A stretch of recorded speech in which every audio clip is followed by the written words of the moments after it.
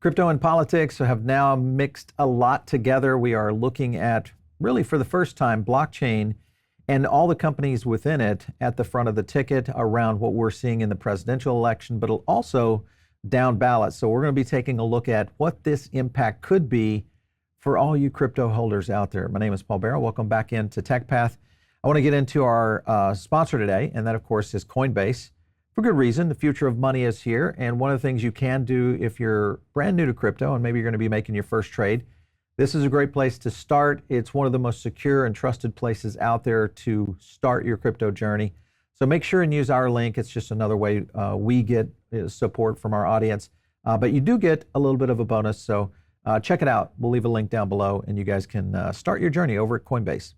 All right, I want to get into our topic today, and one of the things that we look at when we're trying to analyze the political landscape, there are a few scenarios that are playing in. And we all know, I think if you're following our show, you understand what we talk about a lot. And that is, of course, pro-crypto is our position, a single issue kind of channel when it comes to trying to get our politicians educated. And on top of that, people that do a really good job of that, of course, is the Blockchain Association. Joining me today is Dave Grimaldi, who is the Head of Gov Relations over at the Blockchain Association. Great to have you, Dave. Paul, it's great to be here. Thanks for having me. Yeah, so we're going to get into a lot today. I want to kind of just show something here for you. And one of the things that I want to kind of focus on, I'm not going to play it, but essentially this was over on CNBC just here today. And the topic was pretty straightforward. And let me kind of zoom in on that for you. Is that crypto is now outspending big oil and banks, which is unbelievable to me to really understand the impact that this is having not only on the presidential campaign, but also in a lot of the Senate races. When you look at this, and we kind of talked about this a little before we got started, give me your framework of what kind of impact this could really have in this year's elections. It is pretty jaw-dropping, Paul, if you view it through the lens of crypto and blockchain in DC over the past couple of years, it's even more staggering. We are a major part of this voting and election cycle, which is something new and something somewhat unexpected. We are an emerging part of the American economy, the financial economy, and the digital economy.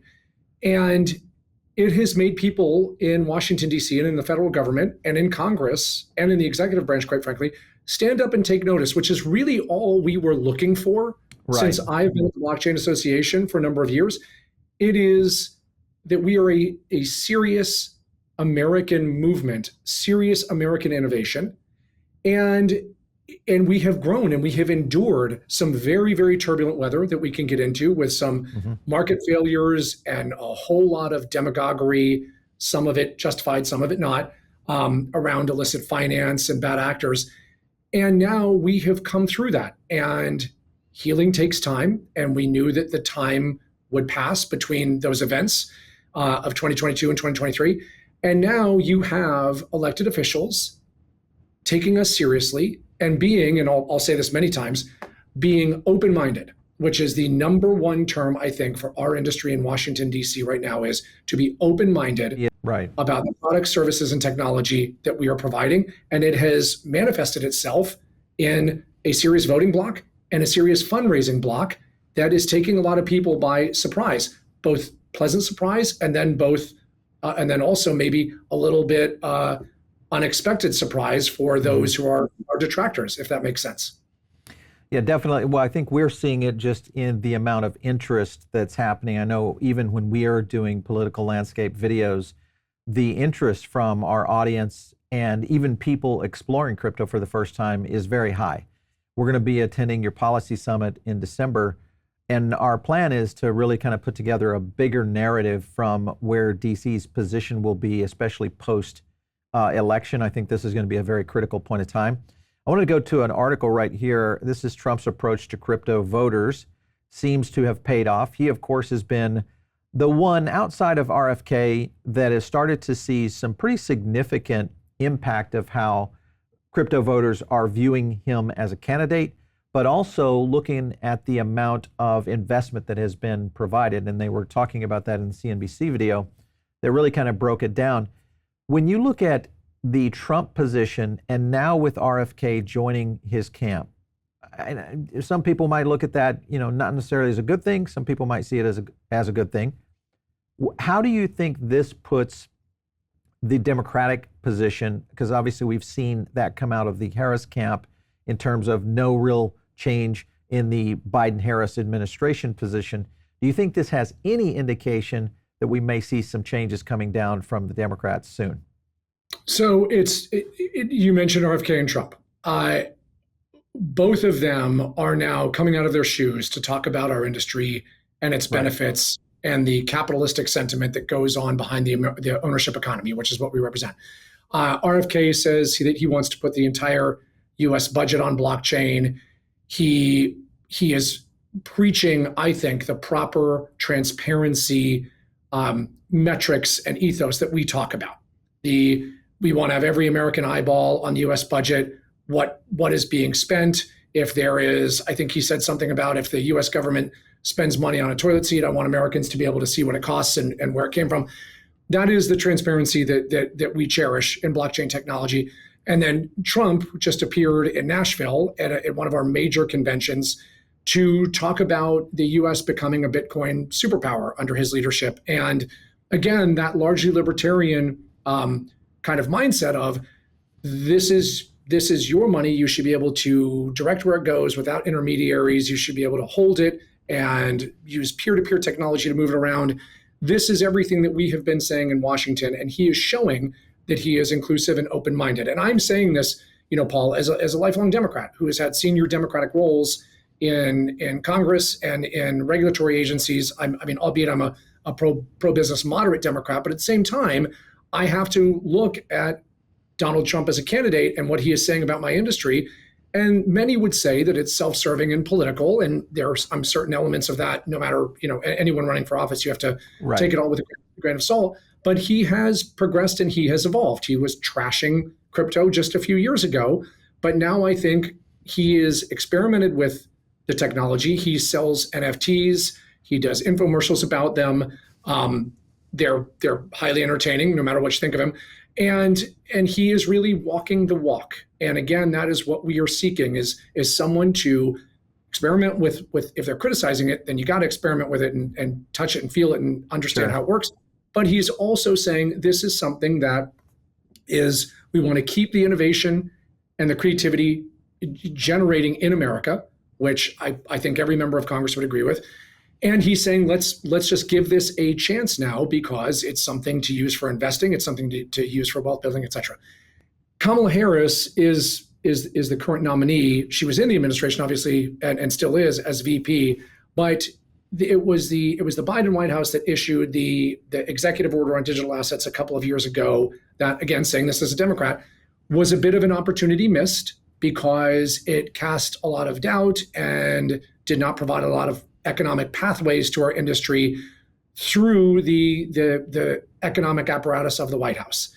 And they then released an economic report of the president to Congress months later that really threw cold water on all of the amazing things that blockchain technology does. It was the report of the president to Congress, and in Chapter 8, there were sections entitled the limited economic benefits from distributed ledger technology, the risks of financial innovation through crypto assets. Cryptocurrencies do not perform the functions of money as effectively as sovereign money like the US dollar.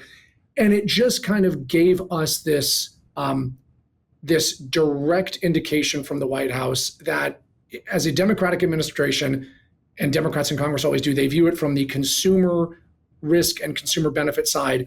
But this really was almost a bit of a closed door. And we are hoping for a big reset and a rebuild with the Harris team, who, again, she is from the most financially kind of technology forward state in the country. And she, I would imagine, has spent time researching and looking at some of our leading and other companies.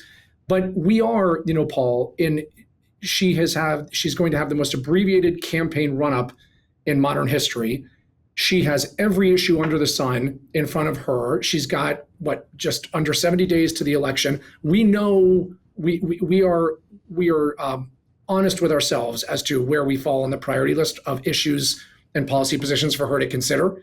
And she has everything else: the American economy, immigration issues, right? I mean, just everything from every sector of the American economy. We do not rise to the top, but we are just hoping that there is no adversarial output toward us. And there is hopefully we want to hear more about the benefits that you give, the use cases to constituents, American citizens, et cetera. That's what we're hoping for. Well, there's 90 million voters out there right now in the US that potentially have exposure to crypto. And then you have right now, at least what we're tracking, even within our own political tracker, a serious set of about 35 million voters that are very specific to crypto as a single issue when it comes to trying to gain their vote. So it's a significant amount, and it's very bipartisan in terms of the population that are in a position now that with RFK shifting into what appears to be support for Trump, that this could shift the independent vote. The only way, and I would love your opinion, that at least I see the Democrats really getting a foothold, even though we've got several Democrats who are very vocal and have been very instrumental in getting a lot of this legislation, Richie Torres and so on, we've seen really make some good roads. But I think that they're going to have to make a clear and confident statement to the crypto voters to win them over. Do you think that could happen? It could. So the short answer is it could happen. The next piece of the reply to that is, would it just be too little too late? And would it be seen as disingenuous and forced? Right. And I think that's the concern. I have friends and former colleagues who are on the Harris campaign and in the Biden White House currently, and they're all very thoughtful and good people. But at this stage, I don't know how they get up to speed and come out with some sort of a Harris policy statement that doesn't look like she is trying to make up ground in an issue that very recently has shown major heft in terms of fundraising and voting power. And you've covered on your show the different meetings and pieces of discourse that our industry has had with the Biden administration and the Harris campaign. A lot of it has been recent. It leads many to ask the question, why could this have happened sooner? And we have tried, and we've had small pieces of progress and then run into some brick walls. And again, I'm hoping that you just want to keep the faith that all of a sudden there could be a mention of crypto in something that the vice president says. Again, as Democrat and as someone who just is an industry advocate and cheerleader, that's what I'm hoping for. When it gets to this time of the year, every 4 years, Paul, it does turn to something that is no secret to anyone. It turns to money and votes, right? It turns away from policy and it turns to money and votes. For sure. It is an election year, and people are going to gravitate toward things where they can either win a seat or hold a seat. And none of us are ignorant to that. And my concern is that Harris, if she now makes a strong pivot, it backfires. I certainly wouldn't see it that way, because any mention of us is in a positive way, we will take it. We are still, depending on who you ask, are perhaps, to use a baseball metaphor, we're maybe in the the top of the third inning in DC, maybe the bottom of the second. And again, this is having emerged from a couple of very tough years on the optics and perception front in Washington. We are here to educate, and we are here to hold hands with regard to any component of what crypto and blockchain does, what it does for humanity, what it does for democratization, on and on. A lot of these are foundationally democratic principles and policy priorities. And as you mentioned, and we can get into this if you'd like, we have seen an emerging groundswell of House and Senate Democrats move our way, and to do it for the right reasons, not to do it so that they can immediately raise money if they make a positive utterance on the House floor. Right. They're actually taking the time to listen and to understand what this does and how the pieces fit together, and how it can generate investment income, how it's a safe place to store your assets, all of those points. Time is just running short, Paul, in terms of the presidential election. And we, again, as we've said a number of times already, we are now a force. We are a fundraising and voting force, and that is here to stay. And we are just going to keep at it. And I am keeping, again, my hope very, very big that the Harris campaign turns toward us in a meaningful and positive way and says, I understand that America has produced Apple and Google and Facebook and all these other non-tech companies. We want to be the leader in blockchain innovation globally. So let us break down some barriers while keeping a very thoughtful eye on consumer protection and making sure that risks and bad actors are kept out of the system. But let's just lead. Let's just hold hands and see how to lead. That's what Trump is saying right now. And that is the ground that the Harris campaign is losing every day. And it's difficult for someone like me to watch. Yeah, I think that also we're getting a lot of pressure from the international communities, what we've seen here recently in Japan with Sony and their alliance with a lot of blockchain on their L2. Likelihood is we'll see a lot more innovation there coming out of the Asian markets. Then you look at what's happened with Mika in the EU, BRICS jumping into the game, trying to figure out alternatives here.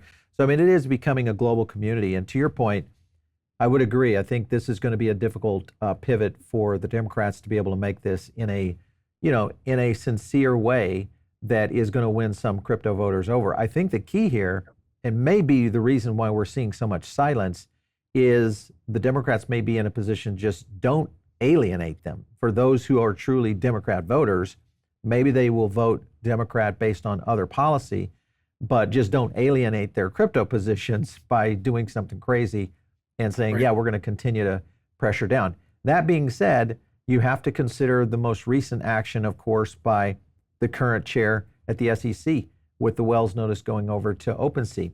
This is a big, slap in the face again to the industry. And I just want to remember, there are thousands of American companies who are utilizing that platform, including companies like Nike and many others that have been utilizing blockchain to do other things other than crypto, which is a thing that still amazes me. Do you feel that DC truly understands that this is more of a technology framework than a financial framework? Sure, financial is involved in it, but it's a tech framework. It is. When I have spoken to House Democrats, especially over a certain age, or even not, there is a struggle to understand, are we a technology industry or a financial industry? And members of Congress with their extraordinarily limited bandwidth, especially for an issue that they are not laser focused on, right? We're not healthcare, we're not pharmaceuticals, we're not transportation, manufacturing, infrastructure, the things that they all kind of need to know on a rolling, ongoing basis. You mentioned, though, the Securities and Exchange Commission. And what Congress does, Paul, and I was a chief of staff at a regulatory agency at the Federal Communications Commission, so very similarly situated to the Securities and Exchange Commission. That's an independent agency with its chairman appointed by the president, but then the White House is hands off. Those agencies are independent and they operate on their own with their leadership, appointed by the President of the United States. And the SEC chairman is number one, I think, far out on his own as the lead administration or just Democratic detractor of crypto and blockchain technology, and I'm sure your viewers know all of this, but the many decades old securities laws on the books do not fit with a crypto framework. Cryptos don't fit under the framework, and he is, just to kind of peel the curtain back on the wizard here for DC. It is not an often thing. It is almost a never thing that a independent agency chairman is impeached, removed, fired, etc. Mm-hmm. A lot of President Biden appointed him, and because he is the subject matter expert at the expert agency for securities and exchanges, all of the blame is falling on President Biden. Biden, you appointed this guy. He's anti-crypto. You are anti-crypto because you're not removing him. It just doesn't work that way. It's just not as easy. I get that, but I think it's the optics, because you have to consider there are a lot of, I would say, less educated voters out there that don't really understand how DC works. What they see are just the optics that, that the government is coming for their NFT, or, hey, I just bought a Nike artifact sneaker on OpenSea and I'm holding this. Now the NFT is supposedly a security. What about my Pokemon cards? I mean, that's how voters think. They're drilling it down to what's affecting them in their lives. So I think that's the thing that DC unfortunately misses in terms of the mark. And the truest statement ever is elections have consequences. Mm-hmm. Well, when President Biden was elected, he chose Gary Gensler as his SEC chair. Sure. And the consequence there was a harsh accountability and misguided light on crypto. Yep. You fast forward 4 years, elections may have consequences again, that voters are going to equate Gary Gensler with Kamala Harris, mm-hmm. and they're going to hold Kamala Harris now available because Gary Gensler is at an agency under her administration. So the door swings back both ways, and sometimes very violently. That is where this is the unfortunate consequence to Kamala Harris and her campaign is that an independent agency chairman is public enemy number one for crypto and blockchain, and that may evidence itself with crypto voters in November. Yeah, this was your crypto attitudes in swing states, and I was looking through this for the 2024 election, showing 1 in 5 registered voters now considering cryptocurrency a major issue. That's crazy. 1 in 5, 20%. And then people in looking at political candidates talking more about digital currency, I think in general, 40% of registered voters in swing states, which really surprised me, because when you look at some of the swing states that are out there, there's several down ballot positions that are very critical that could swing the Senate. Do you feel that we are close in doing that? And I say we, the crypto community, of swinging a positive crypto-backed Senate that could really close the door, even if the Harris campaign wins the presidency? It's the big congressional question, right? And in Congress, just kind of generally, if you look what has happened again in the past couple of years, we were not, Democrats in the House and Senate did not want to say the words crypto or blockchain because they felt that it legitimized our industry. I mean, this is what a difference a couple of years makes. They did not want to say in statements in a committee hearing or statements on the floor, say the words crypto and blockchain, because all of a sudden it makes us a real thing, and we don't deserve the dignity to be mentioned in congressional proceedings. There now are 2 subcommittees in the House of Representatives with the words digital assets in their titles, which is astounding given where this was 2 years ago. Yes. We have Democrats crossing party lines. We have Democrats speaking at crypto industry events, going across the country with no other business being in a certain city and speaking at a crypto conference. Senator Ron Wyden, the chairman of the Senate Finance Committee, came to consensus in Austin, Texas, to meet with people, speak, go to receptions, etc. Such a massive difference, and so kind of refreshing to see. It is now, though, to your electoral question, those Democrats who have spoken negatively about digital assets and said that we are the on-ramp for child trafficking and fentanyl sales, et cetera. Well, all of a sudden, there are large swaths of the American voting public that are taking offense to that. And those are not individuals who we think are positive for our industry and Congress. They're positive in many other ways. They're good people. We know their staffs, we know them. But there is now just a movable force that wants those voices out, that are single issue crypto voters, and that has been building. Yeah. And it's just, Paul, it's so much easier to be for something than against it. Being against crypto and blockchain technology makes no sense, especially from an electoral point of view. I don't know who is casting a vote for a House or Senate candidate and is saying that person is against crypto, so I am for that person. Mm-hmm. I don't know who that voter is. We've never seen it in any of the work we've done of the polling. But what we are seeing, what you just showed, is all kinds of people, hundreds of thousands, millions, saying crypto is the future. It should stay in America. It is enabling us to do X, Y, Z. So pro-crypto politicians are better than anti-crypto politicians. Right. I definitely want to get into that. Before we get off this topic, I want to show the viewers the composition here. This is Crypto Positive Profile. This came from the report that I downloaded off you guys' website. But the state composition that was very interesting was Pennsylvania, a swing state. Look at Ohio, and then even Michigan at 26%. And these are crypto positive residents. Arizona, 18%. Pretty significant. And if Montana flips, even though it is a red state, the potential for a senator coming out of the state of Montana could happen as well. So again, more numbers where we could near a potential where the GOP may have the the majority within the Senate as well. So it could change things dramatically.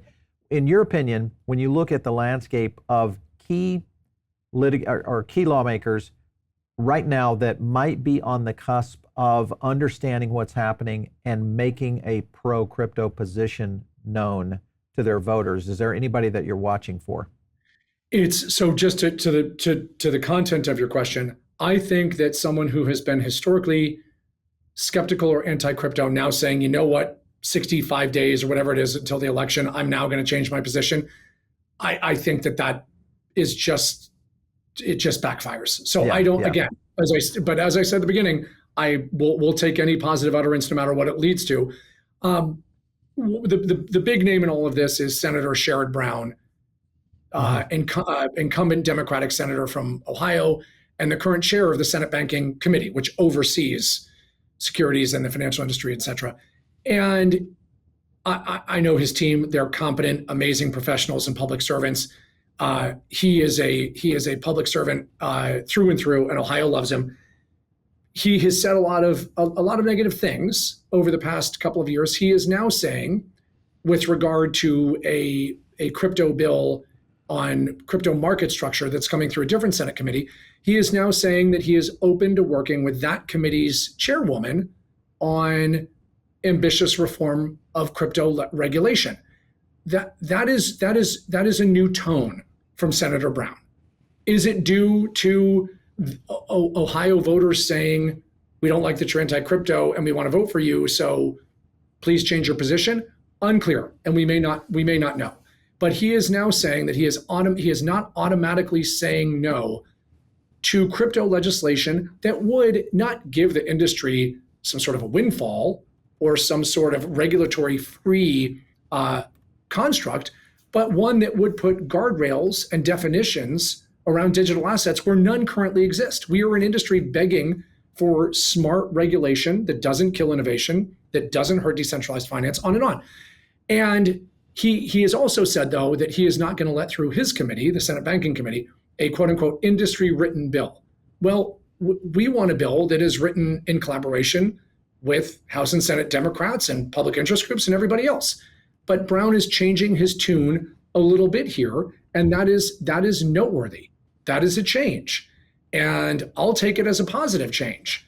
Well, listen, Dave, this has been a good one. I think the idea behind this is to continue to track it for the industry.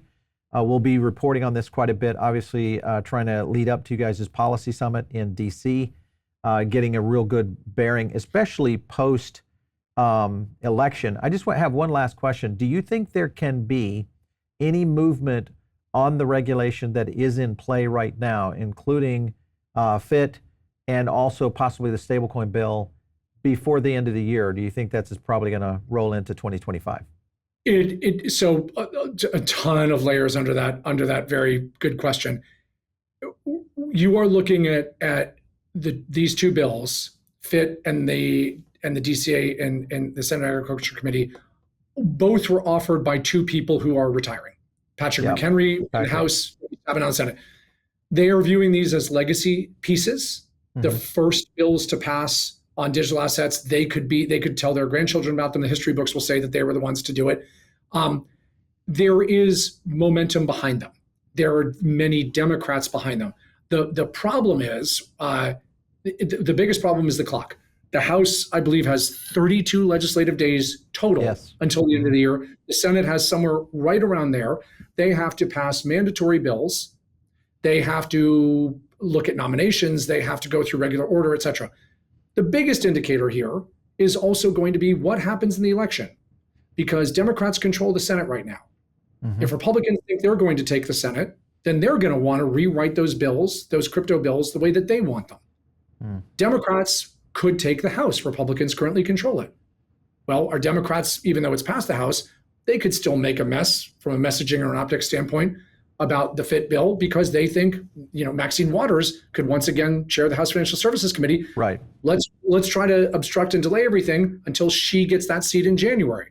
So there are a few days left, but there is momentum right now. Senator Chuck Schumer from New York, the Senate Majority Leader, has said, I want to try to get a crypto bill across the line. Well, that's not nothing. And he controls the calendar in the Senate. It's still the Senate bill that we talked about on market structure still has to pass the Senate Agricultural Committee. They'll be in for a couple of weeks in September. Do they mark that up? Do they get it out of committee? If they do, then Congress leaves again for all of October. Then they're back in November for a couple of weeks. That's it. It's the calendar right now is the thing.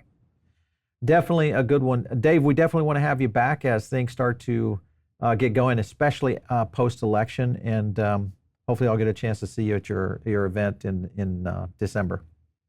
Paul, never a dull moment. I look forward to it, and thank you for having me on. You bet. Excellent.